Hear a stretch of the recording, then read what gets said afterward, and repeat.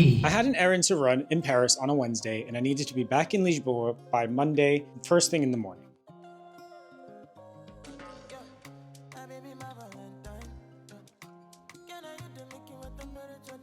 My thought was to bring my bike and my bike box and try and see as much of this beautiful country as I could in that 4-day span. Now, I made a ton of mistakes along the way. First off, trying to lug this massive bike box all around Paris.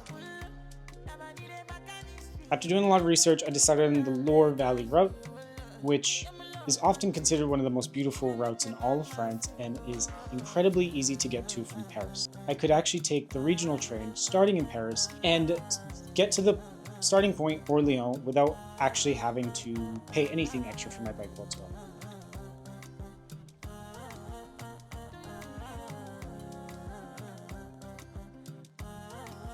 This reason alone made it absolutely enticing to me, but at the same time, it's also known for so many other things.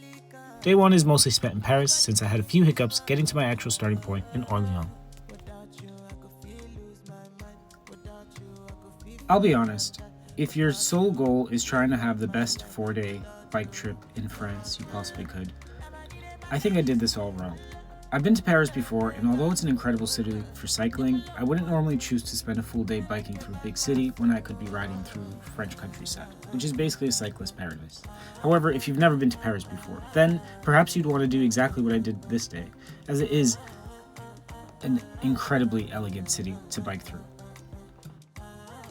Paris, as beautiful and elegant as it is, just doesn't compare to the kind of cycling I love: open roads, rivers, and a quiet countryside. Of course, if you've never been to Paris, it's absolutely worth seeing. You might even want to start your trip the same way I did. For me, I booked an Airbnb as close to the airport as possible so I didn't have to lug that huge box too much.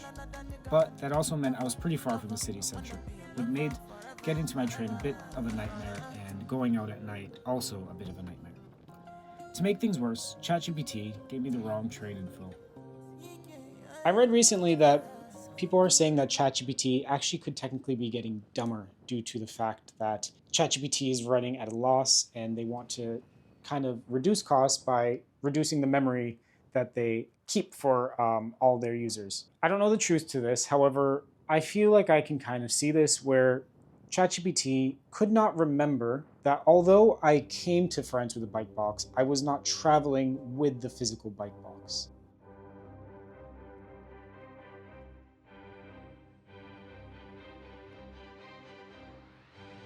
It kept suggesting trains that would allow my bike within the box on it. And it was quite impressive to me how wrong it was, knowing that it was planning my 4-day bike trip. It truly thought I was just putting this box in my arm.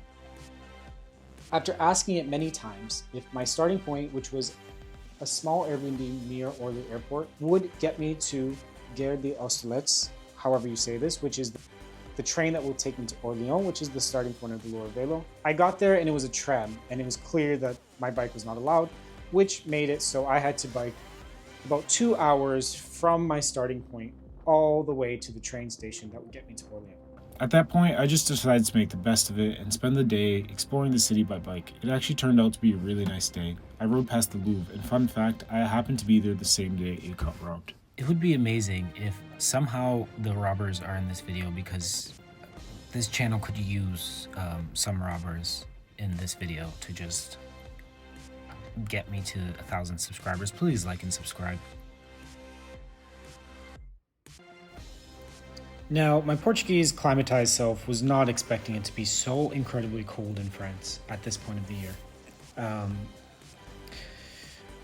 So I was wearing every single piece of clothing within my bag. I know some of these people are wearing t-shirts, but they're just showing off.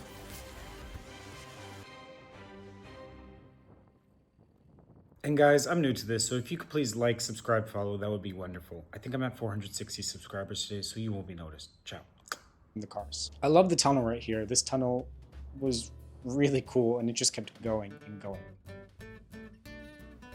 As I was thawing out, I decided to just start riding. No real plan, just try and get to Gare des Ostolets, the station where I'd eventually catch my train to Orléans. Funny enough, on my very first ride, I opened Instagram and realized one of my good friends was actually right next to me in front of the Louvre. where I had a crepe and we had 4 beers, and the total was actually €67, which was quite surprising, but I mean, welcome to Paris, I guess.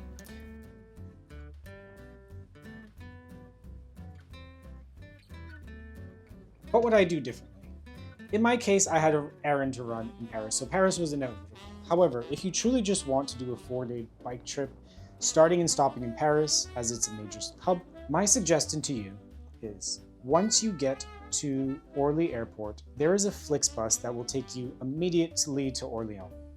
And if you start in Orléans, it is much cheaper, it is beautiful, and you will just get biking right away. If you did not bring your bike like me, I'm sure there's a million bike shops also that would be happy to help you, as this is probably the most famous cycling route in all of France. Although Orléans is not technically the beginning of the Loire Valley cycle route, it is where most people end up starting, as it is a major hub. Eventually I arrived in Orléans, just as the sun was setting on Thursday, about a full day later than originally planned, but honestly, it felt like the real beginning of the trip. The city is full of history. First off, it's where Joan of Arc famously led the French army to lift the siege in 1429, a turning point in the 100 Years' War. Today, you still see her image everywhere in statues, flags, and even cafe names. As I rolled into town with the last light of day, I could finally see the Loire River stretching out ahead. Tomorrow, the real ride begins, through castles, vineyards, and small villages all along the river. Thank you for watching, and I'll see you in day 2.